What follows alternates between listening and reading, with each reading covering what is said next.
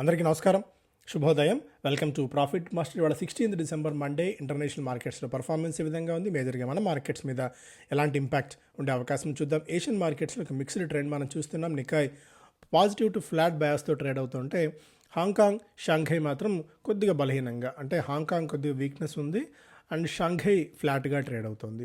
Last trading session రోజున మనకి American మార్కెట్స్లో నాస్డాక్ 0.12% మేర లాభాలతో క్లోజ్ అవుతే S&P 500 ఫ్లాట్గా, డౌ జోన్స్ 0.2% మేర నష్టాలతో ముగిసింది. China's November retail sales miss expectations as real estate slump deepens. So China గురించి మనం విపరీతమైన ఉత్సాహంతో చాలామంది మాట్లాడుతున్నప్పటికీ కూడా బట్ చైనాలో రియల్ ఎస్టేట్, హౌసింగ్ అనేది చాలా తీవ్రంగా నిరుత్సాహపరుస్తోంది పదే పదే. అండ్ దానితో రీటైల్ సేల్స్ కూడా, ఎక్స్పెక్టేషన్స్ అండ్ రీటైల్ సేల్స్ కూడా పదే పదే మిస్ అవుతున్నాయి. వాస్తవానికి కోవిడ్ తర్వాత నంబర్స్ని చేరుకోవడానికి చైనా తీవ్రంగా కష్టపడుతోంది. అండ్ అటు చైనా ప్రభుత్వం కూడా సాధ్యమైనంతగా స్టిమ్యులస్ని ఇచ్చి ఏదైతే ఉద్దీపన ప్యాకేజీలు కానీ లేకపోతే మేజర్గా ఈ స్లంప్ని బయటపడేయడానికి ప్రభుత్వం ప్రయత్నాలు అయితే చేస్తోంది. సో ఈ ప్రయత్నాలు ఏ మేరకు సఫలీకృతం అవుతాయనేది పక్కన పెడితే సో ఇన్వెస్టర్స్ అయితే కొద్ది గొప్ప ఇతర దేశాల నుంచి పెట్టుబడులు అక్కడికి మళ్ళిస్తున్నారు. ఎందుకంటే రికవరీ ఫేజ్లో చైనా ఉంది అన్న ఒక సంకేతాల నేపథ్యంలో. అండ్ మనకి గోల్డ్ చూస్తే $2,670 దగ్గర ట్రేడ్ అవుతోంది. ఆయిల్ ఆయిల్ $74.5 దగ్గర ఆల్మోస్ట్ ట్రేడ్ అవుతూ వస్తుంది. సో మన మార్కెట్స్ విషయానికి వచ్చినట్టయితే స్పెసిఫిక్ స్టాక్స్ పరంగా వేదాంత మరొకసారి ఒక మధ్యంతర డివిడెండ్ 4వసారి కూడా ఇవ్వడానికి ఆలోచన చేస్తోంది. ఇవాళ బోర్డు దానికి సంబంధించి భేటీ కాబోతోంది. అండ్ డిక్సన్ టెక్నాలజీస్ చైనాకి చెందిన స్మార్ట్ ఫోన్ కంపెనీ వివోతో ఒక ఒప్పందాన్ని కుదుర్చుకుంది. త్వరలో వీళ్ళు కూడా ఒక స్మార్ట్ ఫోన్ని తయారు చేయబోతున్నారు for the smart phone brand as well as others. అంటే వివోతో పాటు ఇతర బ్రాండ్స్కి కూడా వీళ్ళు ఇక్కడ స్మార్ట్ ఫోన్స్ తయారు చేయబోతున్నారు డిక్సన్ టెక్నాలజీస్లో. కరూర్ వైశ్య బ్యాంక్ 4 కొత్త బ్రాంచీలను తమిళనాడులో ప్రారంభించింది. ఇప్పుడు బ్రాంచీల నెట్వర్క్ 862కి పెరిగింది. Biocon European medicines agency committee for medicinal products for human use recommended approval of Biocon's biologicals Yesintek. So Yesintek అనే ఒక ఈ డ్రగ్ని అప్రూవ్ చేసింది European medicines agency. ONGC Green presently has no concrete plans for stock market listing. The parent company ఓఎన్జీసీకి ఈ సమాచారాన్ని stock మార్కెట్లకి, ఎక్స్చేంజ్లకి వెల్లడించింది అనేది కూడా ఒక అంశం. ఓఎన్జీసీ గ్రీన్ ఇప్పట్లో లిస్ట్ అయ్యే ఆలోచన ఏది లేదు. హీరో మోటోకార్ప్ హాకీ ఇండియా లీగ్తో ఒప్పందం కుదుర్చుకున్నారు, టైటిల్ స్పాన్సర్గా నిలిచింది. Reliance industries acquired 74% stake in Navi Mumbai 2A Private Limited for 1628 crores. Premier Explosives Global Munition కంపెనీతో కలిపి ఒక ఒప్పందాన్ని కుదుర్చుకుంది. మ్యానుఫ్యాక్చర్, డిఫెన్స్ అండ్ ఏరోస్పేస్ ప్రొడక్ట్స్ని తయారు చేయడానికి ఈ 2 సంస్థలు సమాయత్తమయ్యాయి.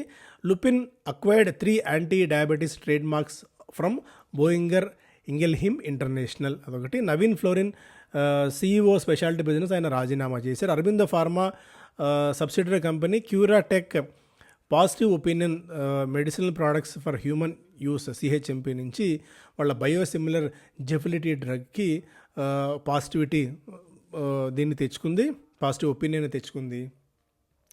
సో మేజర్గా ఇది. And Max Financial side Max Life has been rebranded as Axis Max Life. So పేరు మారబోతోంది.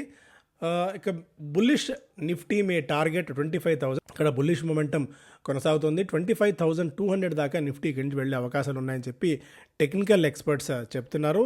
ద స్వింగ్ లో of Friday seems to have confirmed the formation of a new high. So శుక్రవారం రోజు వచ్చిన స్వింగ్ ఏదైతే ఉందో అది హయ్యర్ బాటమ్స్ తీసుకెళ్ళడానికి bullish pattern ధోరణి సూచిస్తోంది. ఇది 25,200 దాకా తీసుకెళ్లేందుకు అవకాశం ఉంది అని చెప్పి HDFC సెక్యూరిటీస్ అంచనా కడుతుంది. As of now 25,200 upside target ఉంటే 24,650 అనేది ఒక ఇమీడియట్ సపోర్ట్ స్థాయి.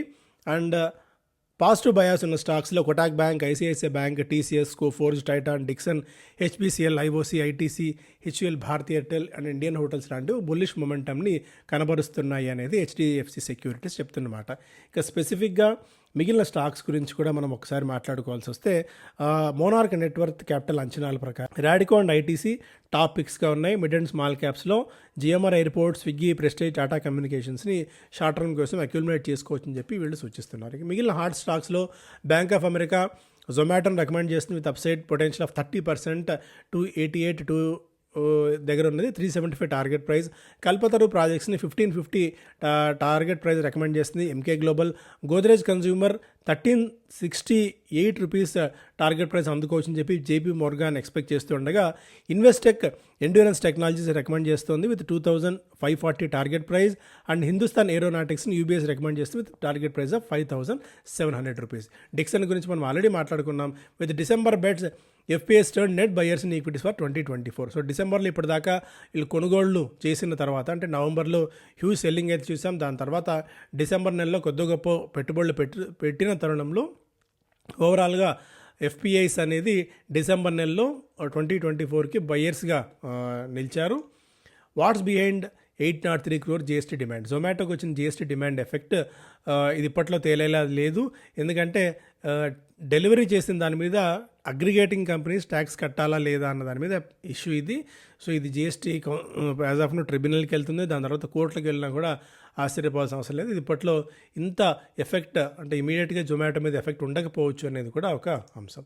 ఇంతకుముందు కూడా మనం మాట్లాడుకున్నట్టు చైనా రెగ్యులేటర్స్ ప్రాపర్టీ ప్రైజెస్ని స్టెబిలైజ్ చేయడంతో పాటు స్టాక్ మార్కెట్ మూవ్స్ని కూడా స్టెబిలైజ్ చేసే విధంగా చర్యలు తీసుకుంటున్నారనేది కూడా సారాంశం. ఇది ప్రధానమైన వార్తలు. Thank you so much.